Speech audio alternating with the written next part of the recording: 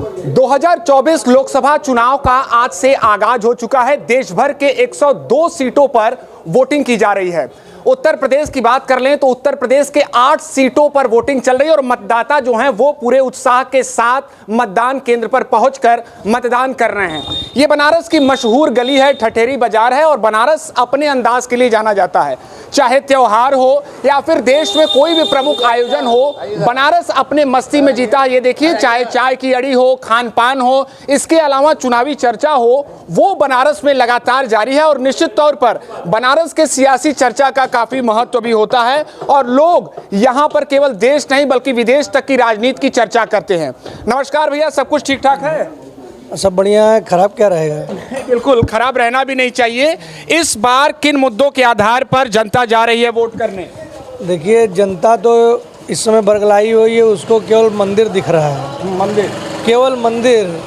जितने युवा हैं सब जय श्री राम में लगे हुए हैं। मुद्दा जो असली है, बेरोजगारी, महंगाई, ये सब चीज़ों पर किसी का कोई ध्यान नहीं है। केवल आपको हिंदू मुस्लिम करके जो है इस पर ही वोट मांगा जा रहा है।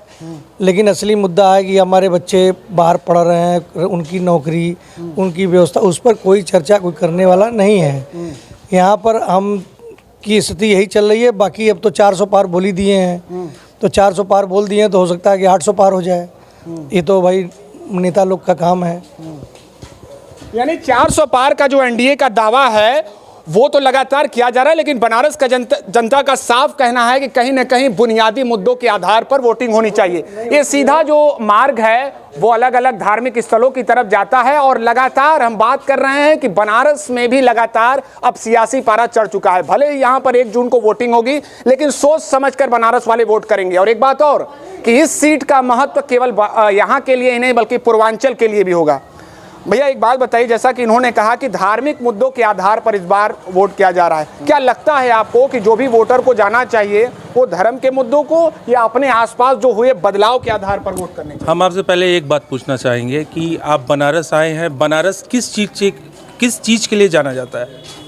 बनारस खान पान के लिए जाना जाता है, मंदिर के लिए जाना जाता है, बनारस अपने पहनावे के लिए जाना जाता है, धार्मिक स्थल यहाँ पर हैं, पर्यटन स्थल यहाँ पर है। इसके अलावा बनारस अपने मिजाज के लिए जाना जाता है। बनारस की साड़ी मशहूर है एक ज़माने से, ठीक है।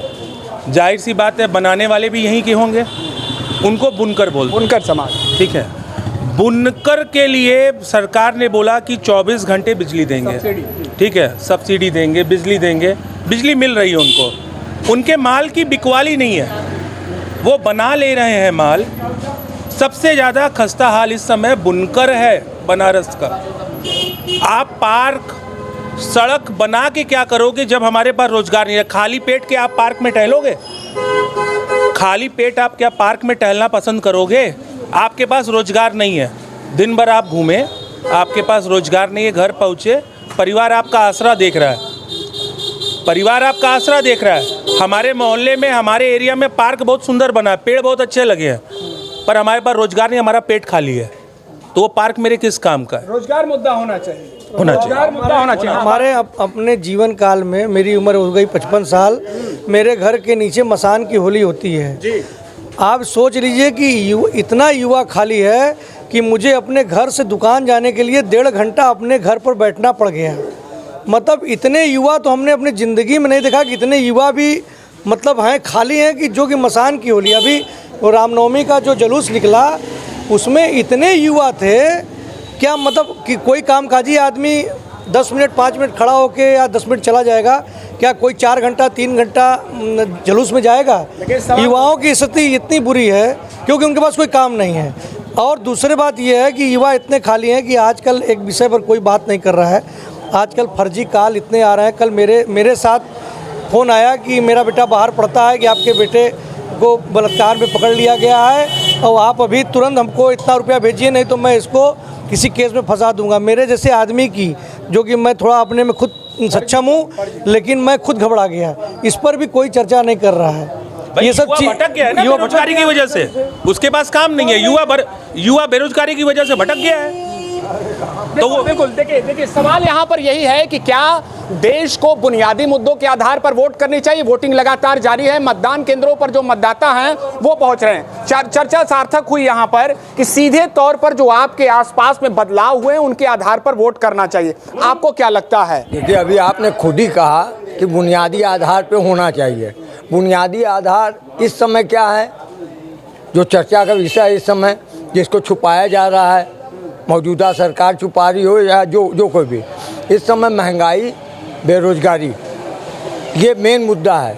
हमारा भी लड़का जवान हो गया है, आज उसको नौकरी करनी है, वो नौकरी कर रहा था। अभी रिसेंटली खबर आई कि आपके एप्पल कंपनी ने अपने 6000 कर्मियों को निकाल दिया। मेरा बच्चा भी एप्पल कंपनी में ही काम करता था, उसको भी निकाल दिया। अब हमारे सामने दिक्कत ये आ रही है कि वो कहाँ नौकरी करेगा, क्या नहीं करेगा। और जब तक नौकरी नहीं मिलती फिर हम लोग को आगे बच्चे के साथ खड़ा होना पड़ेगा। कैसे करेंगे, कैसे नहीं करेंगे। उसके भी 2 बच्चे हैं। अब कंपनी से निकाल दिया गया। हाँ, एप्पल कंपनी ने 6000 लोगों को निकाल दिया। और उन्होंने और भी लोगों को कहा है कि आप लोग अपनी तैयारी कर लिए, 1 महीने के भीतर आप लोग को जाना है। तो इन सब स्थितियों में मेन इस समय है कि बेरोजगारी और महंगाई।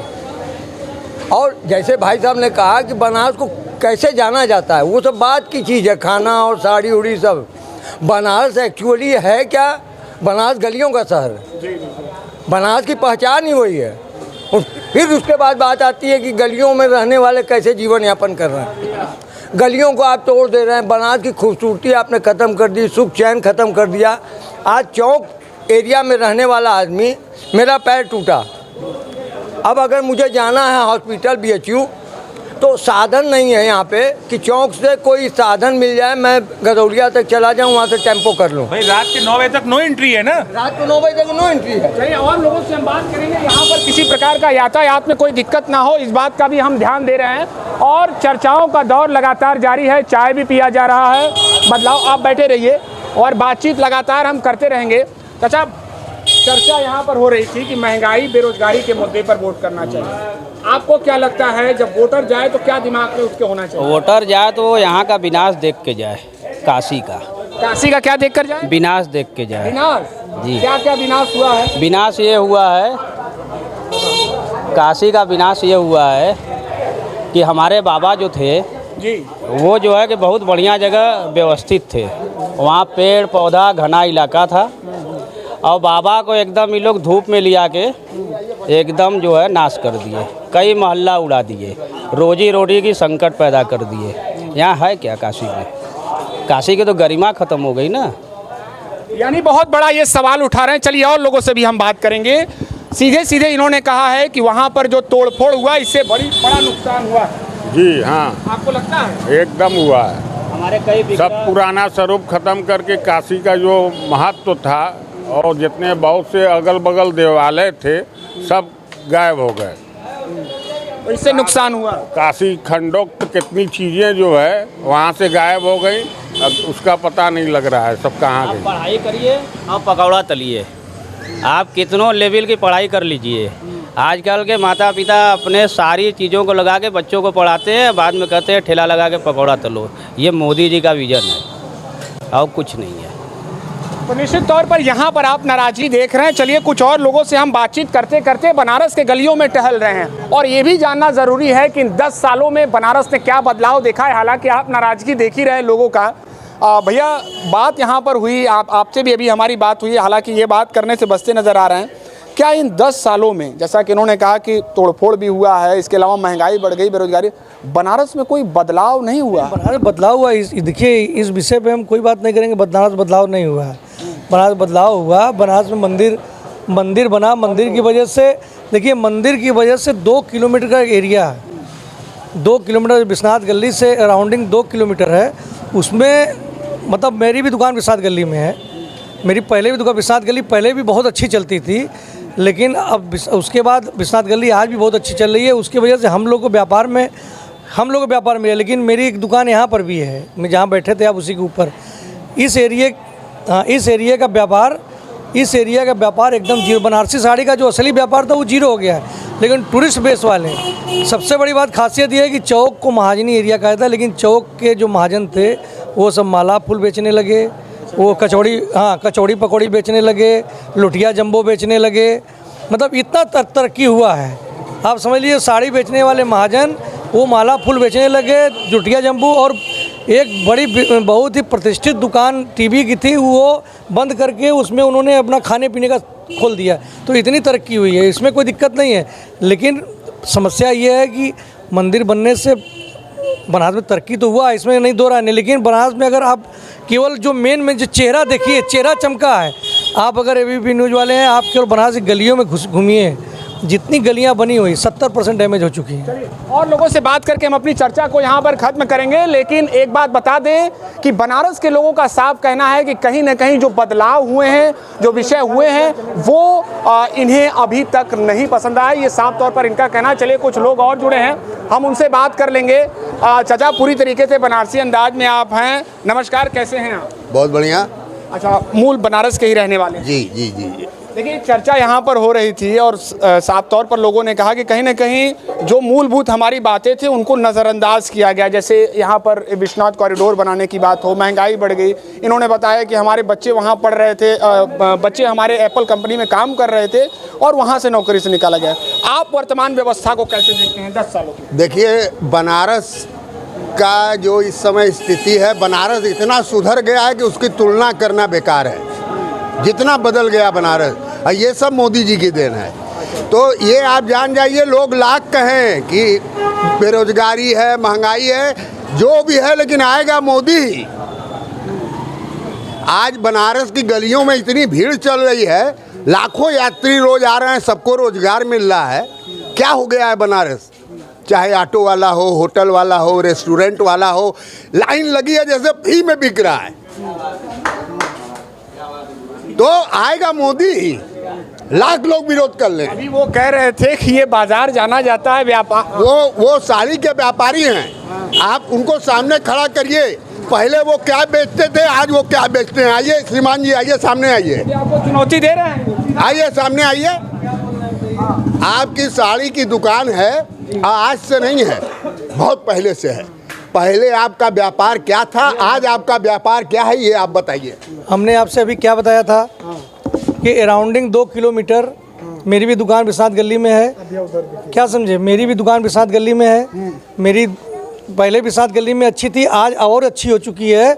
हमने आपसे ये बोला, लेकिन हमने क्या बोला, अराउंडिंग 2 किलोमीटर। उसके बाहर हट के देखिए, मेरी दुकान जहाँ पर खड़े, मेरे उसके ऊपर गद्दी है।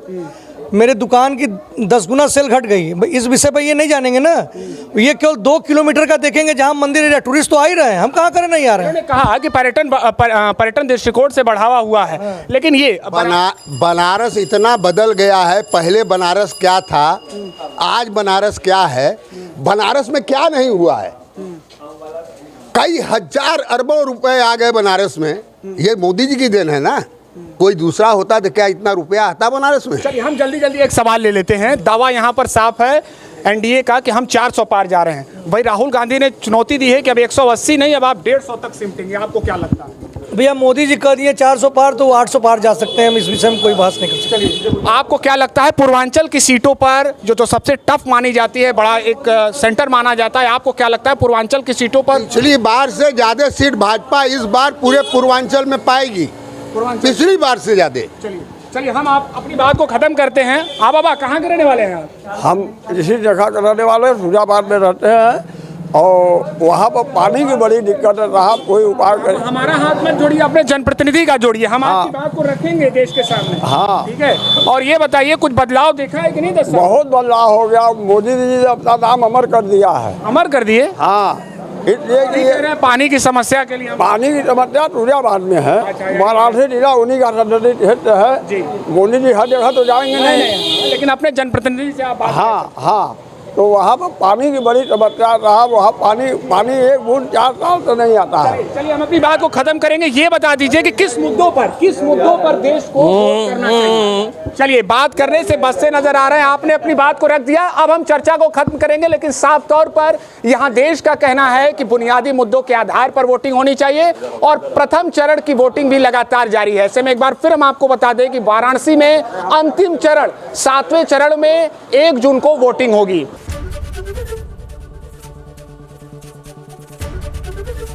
एबीपी गंगा, खबर आपकी, जुबान आपकी।